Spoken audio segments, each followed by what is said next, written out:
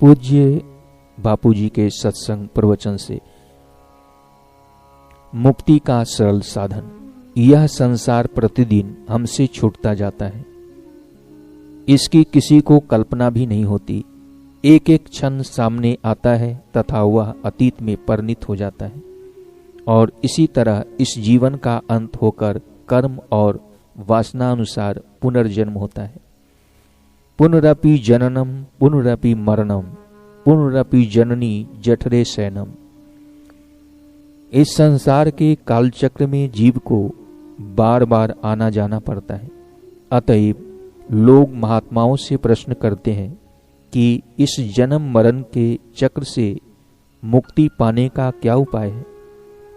महात्मा लोग उत्तर देते हैं कि जन्म मरण के चक्र से मुक्ति पाने का सरल साधन है भगवान को अपना मान के भागवत प्राप्ति हेतु प्रीतिपूर्वक भगवान नाम का सुमरन और जप अत्यंत सुगम शीघ्र परम लाभ कराने में सक्षम है।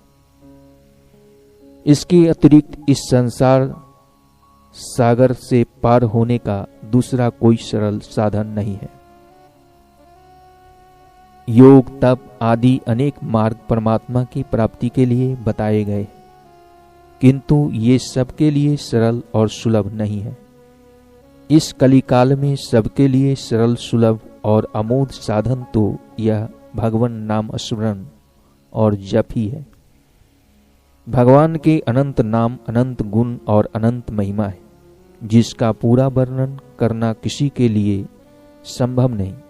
आवश्यकता है केवल दृढ़ विश्वास की, जो अपनी चित्त की सारी वृत्तियों को भगवान के चरणार बिंद में लगाकर भगवान नाम का जप करते हैं, वे ही सफलता प्राप्त करते हैं।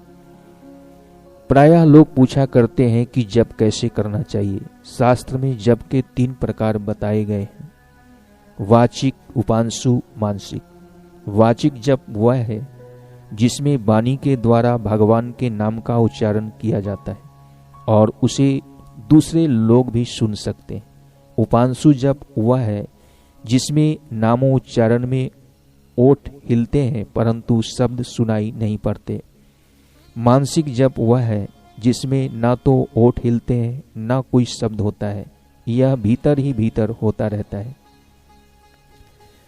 जप के इन सभी प्रकारों का अपना अपना महत्व है। प्रथम दीर्घ वाचिक जप करते हुए भगवान नाम का दृढ़ उच्चारण करते हुए मन को एकाग्र किया जाता है।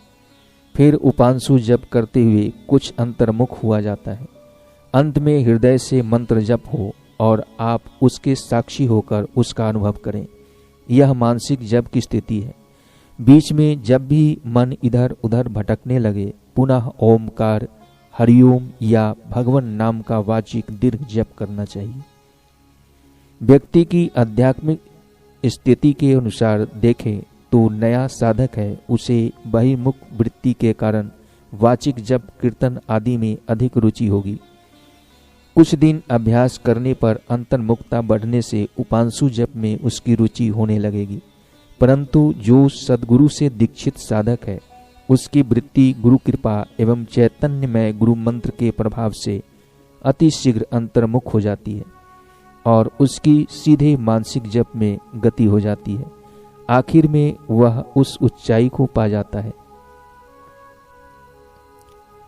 सुमिरन ऐसा कीजिए खड़े निशाने चोट, मन ईश्वर में लीन हो हले न जिह्वा ओठ। ईश्वरा अनुभव के बाद फिर उस महामना का बोलना चलना सब भगवानमय हो जाता है। जो भक्त इच्छा रहित होकर सच्चे हृदय से केवल भगवान को, सद्गुरु को ही अपने हृदय में बसाकर मात्र उनकी प्रसन्नता के लिए उद्देश्य से जप करता है, उसके हृदय में परमात्मा प्रकट होने लगते हैं। उसे जप के संपूर्ण फल, अमिट सुख, अखंड शांति, अनंत आनंद का अनुभव होने लगता है। श्री रामचरितमानस में आता है, सब तजी तुम रही उर लाई, ते ही के हृदय रहूं रघुराई। मन ते कल वासना भागी, केवल राम चरण लय लागी। जिन साधक को चित्त भगवान के चरणों में लगा है, और जिनके चित्त में कोई विषय वासना या अहंकार नहीं है, उन्हीं साधकों के हृदय में भगवान का निरंतर निवास है और उन्हीं भक्तों के वश में भगवान रहते हैं। मम गुण गावत पुलक शरीरा, गद गद गिरा नयन बह नीरा। काम आदि मद दंभ न जाके, तात निरंतर बस मैं ताके। स्वयं भगवान ने देवऋषि नारद से कहा है, ना हम बसामि बैकुंठे योगी नाम हृदय नभय। मद भक्ता यत्र गायन्ति तत्र तिष्ठामि नारद।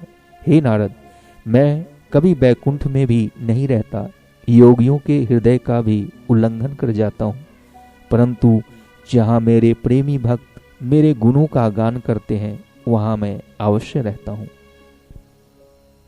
हरि ओम।